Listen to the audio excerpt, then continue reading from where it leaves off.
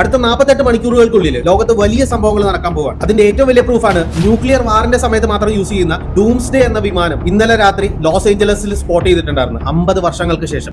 For the first time in its more than 50-year operational history, the Boeing 747 E-4B Nightwatch, widely known as the Doomsday Plane, was seen at Los Angeles International Airport on Thursday evening. ഈ വിമാനം nuclear വാറിന്റെ സമയത്ത് US പ്രസിഡന്റിന് ഉപയോഗിക്കാൻ വേണ്ടിയുള്ളതാണ്. ഇത് മാത്രമല്ല, Russia അവരുടെ embassy ഇസ്രായേലിൽ നിന്ന് വെക്കേറ്റ് ചെയ്യിപ്പിച്ചിട്ടുണ്ട്. ഇന്ത്യ, ഓസ്ട്രേലിയ പോലെയുള്ള രാജ്യങ്ങൾ ട്രാവൽ അഡ്വൈസറി പുറപ്പെടുവിപ്പിച്ചിട്ടുണ്ട്. ഇതിൽ പറയുന്ന അനുസരിച്ച് ഇറാനിലും മിഡിൽ ഈസ്റ്റിലും ഉള്ള ഞങ്ങളുടെ സിറ്റിസൺസ് എല്ലാം ഉടൻ തന്നെ സേഫ് ആയിട്ട് അവിടെ നിന്ന് മൂവ് ചെയ്യണമെന്നാണ് പറയുന്നത്. USA ആണെങ്കിൽ മിഡിൽ ഈസ്റ്റിൽ ഹെവി മിലിറ്ററി ഡിപ്ലോയ്മെന്റ് ചെയ്തു തുടങ്ങിയിട്ടുണ്ട്. ഗ്ലോബ് മാസ്റ്റർ പോലെയുള്ള ഹെവി കാരിയറുകളുടെ മൂവ്മെന്റ് കണ്ടു തുടങ്ങിയിട്ടുണ്ട്. ഇതെല്ലാം വിരൽ ചൂണ്ടുന്നത് ഒരേ ഒരു കാര്യത്തിലേക്കാണ്. ഇറാനിൽ ഇന്നേ വരെ കണ്ടിട്ടില്ലാത്ത അത്രയും വലിയൊരു അറ്റാക്ക് പ്ലാൻ ചെയ്യപ്പെടുന്നുണ്ട്. ഇതിന്റെ പിന്നിലെ റീസൺ ഇസ്ലാമിക് റിജീമും ഇറാന്റെ സൈഡിൽ നിന്നുള്ള പോസിബിൾ ന്യൂക്ലിയർ ത്രെറ്റുമാണ്. 1979 മുമ്പ് ഇറാൻ ഒരു വളരെ മോഡേൺ ആയിട്ടുള്ള രാജ്യമായിരുന്നു. ഇസ്ലാമിക് റിജീം വന്നതിന് ശേഷമാണ് അവിടെയുള്ള ജനങ്ങൾ ശ്വാസം മുട്ടി ജീവിക്കാൻ തുടങ്ങിയത്. കഴിഞ്ഞ കുറച്ച് മാസങ്ങളായിട്ട് തന്നെ ഇതിനെതിരെ ഇറാനിലുള്ള ജനങ്ങൾ തന്നെ പ്രൊട്ടസ്റ്റ് ചെയ്ത് തുടങ്ങിയിട്ടുണ്ടായിരുന്നു. ഈ കഴിഞ്ഞ ദിവസങ്ങളിൽ തന്നെ ഇറാനിലുള്ള ജനങ്ങൾ അവരുടെ കറന്റ് നാഷണൽ ഫ്ലാഗ് മാറ്റിയിട്ട് പഴയ നാഷണൽ ഫ്ലാഗ് പല സ്ഥലങ്ങളിൽ നാട്ടി തുടങ്ങിയിട്ടുണ്ട്. പലയിടത്തും വയലന്റ് ആയിട്ടുള്ള പ്രൊട്ടസ്റ്റുകളും തുടങ്ങി, ഗവൺമെന്റ് ബിൽഡിങ്ങുകൾ വരെ തകർക്കാൻ തുടങ്ങിയിട്ടുണ്ട്. ഈ പ്രൊട്ടസ്റ്റും കാര്യങ്ങളൊന്നും പുറത്തു വരാണ്ടിരിക്കാനായിട്ട് ഇറാൻ ഗവൺമെന്റ് കഴിഞ്ഞ ദിവസം